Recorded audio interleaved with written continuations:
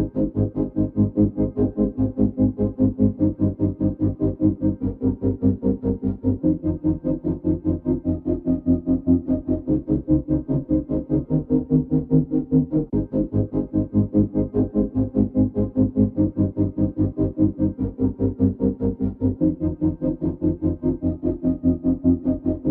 right, hello. Welcome back to another video, to the Zach Horgis special, the day in the life of Zach Horgis, an update on my life type of video.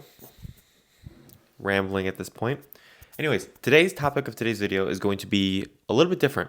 When I went over my goals list of the things I want to accomplish this year and bringing you deeper into different aspects of my life, this is going to be a more finance related episode. So this is going to be my best money moves I've made in 2024. All the things I'm doing with my money. Obviously, I went over in one of my videos how I am keeping my expenses as low as possible and saving as much money as I can. So before we even get into best money things you can do, the best thing you can do for yourself is increase your income, lower your expenses, and make sure you're coming out net positive every single month. Okay?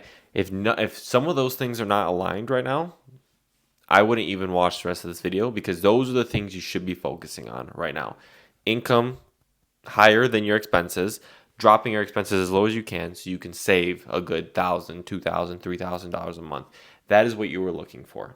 Let me just adjust the camera real quick. All right, much better.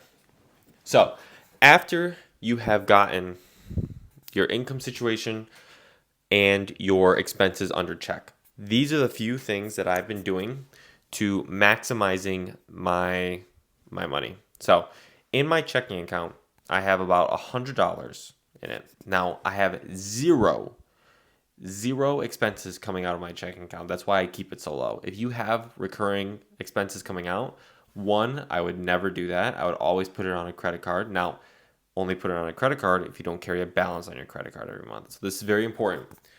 This video is for people who have expenses that are lower than their income and know how to use credit cards and don't use credit cards in a bad way, right? You pay off your credit card every single month. That is who this video is for. Okay? If someone else is in a different life situation and they would like me to go over that, let me know in the comments and I'll go over it. But this is for that individual. Okay? $100 in my checking, because the bank gives you 0.00000%, right? Even in a traditional bank savings account, I don't even have one of those at Chase, because it gives you 0.01%. Complete BS. Do not keep any money in there. Keep $100 in there every month. Every single thing goes on my credit card. Now I maximize as much as I can when it comes to credit cards. I have the Amazon Prime credit cards, which I use for grocery shopping at Whole Foods or on Amazon Prime. The Apple credit card, if I can get 2% on anything Apple Pay, I will do that. Or I will use it. It's tied to my ExxonMobil account, which I get gas from, and that gives me 3% back on gas. And my Chase Sapphire Preferred, which gives me 3 times back on restaurants and dining. Every single thing goes onto these 3 cards. And once the Robinhood Gold card comes out, which is 3% back on everything, I'll probably put all my other credit cards in my safe and use solely that credit card. But everything goes on that credit card, so I get at least anywhere from 2 to 3% back, cash back on all my purchases. From there, every single time a check comes into my checking account, I pay off whatever credit card balance I have. Even if it's early, I'll pay it early. Does not matter to me. And I will take the remainder of that money, because I don't pay any rent. I live at home. My expenses are fairly low. It's just food, gym, the regular stuff like insurances, all of that. So all of my payments go onto that credit card. I pay off the credit card with my check, and then all of my money, all of it, there's besides $100 in my checking, goes to I have 2 high yield savings accounts. One with Apple is a 4.4%. I have less money in there because it is lower APR. It's 4.4%.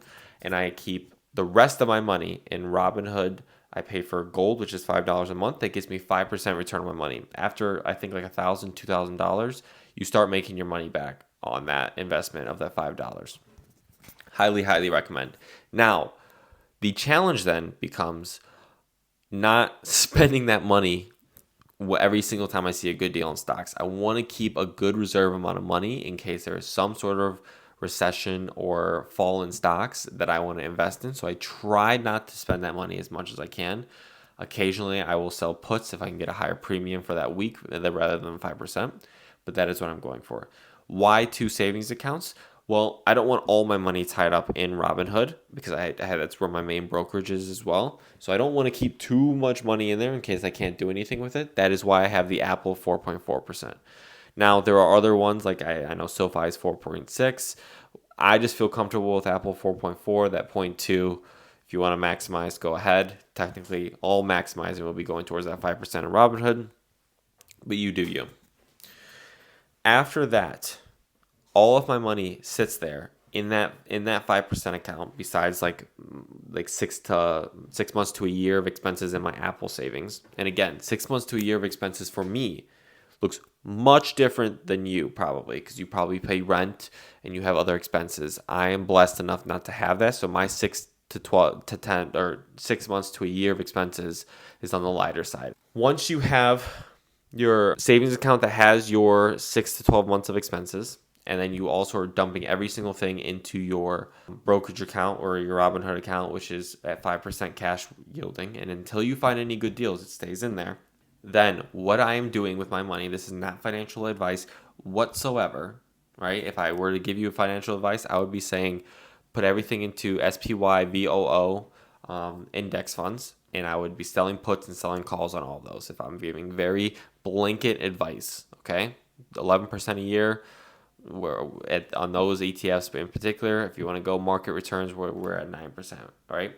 That is what is safe. I am more risk adverse, so I sell puts on individual companies. They're typically all above like a $50 billion market cap, typically. They're very blue chip stocks. And that is only when they have fallen. For example, Nike has fallen to substantial lows. PayPal has fallen to substantial lows. Back when Tesla fell to substantial, like those are the companies I am looking at when there is a 20-30% decrease in the stock. That is when I start selling puts on them for another 5 to 10% lower. That is my strategy. Not financial advice whatsoever, but that is what I'm doing. And don't take those are 3 just general examples of stocks that have fallen that are above $50 billion in market cap in the past couple of months. Okay. Now I know Tesla's flown back up, so they're not all perfect examples. I'm just giving you a baseline. But if I were you, right, this is my outline for very, very basic financial literacy. Okay, no credit card debt. Okay, and if there's a car payment that's above I would even say like a 6%, 7% interest rate, I'm still paying that off as quick as I can. Debt affects me differently than it would other people. If you're okay with that and arbitraging at 9-10% in the market, feel free.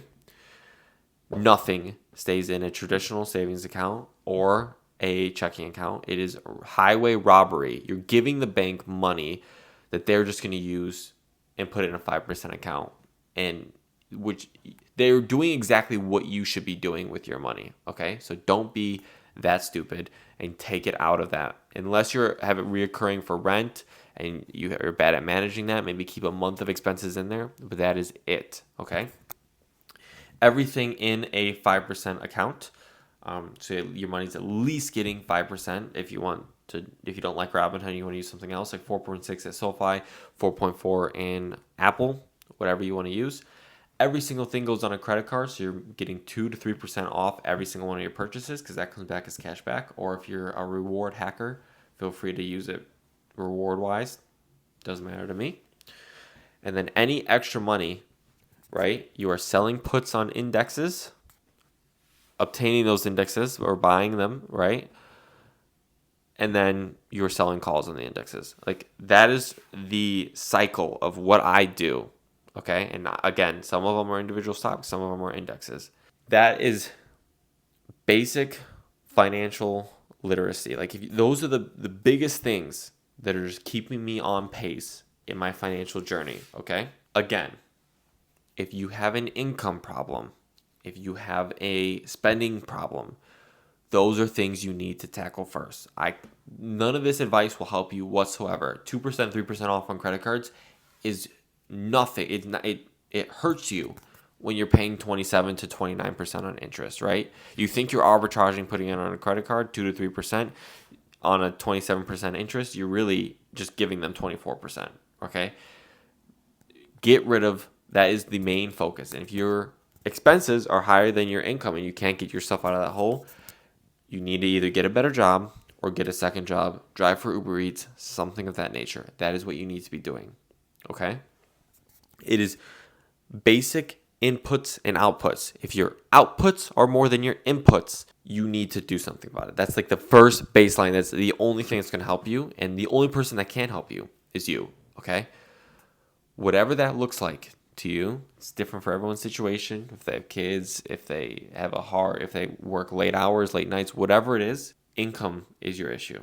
Okay. Now, if your income is above your expenses, but you're not able to save enough, then you're looking at an expense issue. Okay. Make sure the debt is gone, and then start attacking dropping your grocery bill from, if you're a single individual person, from $500 a month to $300 a month, or stop eating out as much. Wear the clothes that you have and stop buying new clothes. You have to decrease your expenses enough. If you're not saving around $500 to $1,000 a month, personally, I'd be freaking out. And that is where, again, expenses drop as much as they can, income increases as much as it can. Make that gap as wide as you can. The wider you can make that gap, the more money you can put into that savings account or put into the market that you can be saving, or that money can be making you money. Okay? It's not only about saving the money, having the money work for you. That is how you get wealthy over time in this country. Okay? You need money to work for you. You cannot keep trading your time for money. Okay? I'm sorry for bringing it on the table. Might have been annoying when the audio was picking up, but that is what you need to focus on. Okay? So, I hope this video brought some value. I know it's very basic financial literacy and like advice. And this is not financial advice, but this is very basic overview of what I am doing with my finances. If you would like me to go more in detail of what I'm investing in, or if you just have random questions, let me know. This is not going to be a finance channel. This is just one area of my life that I'm just bringing you guys into what I am doing. All right. So I hope this video helps. If it does, stick around for the next one. If not, I hope you have a really blessed day, and I will see you guys next Monday. Have a good one. Peace. Even when you feel low, you can still go. Even when you feel slow, you can still go. Even when there's no hope, you can still go. I never answer to no, man, I still go. Go, go, go, go, go, go.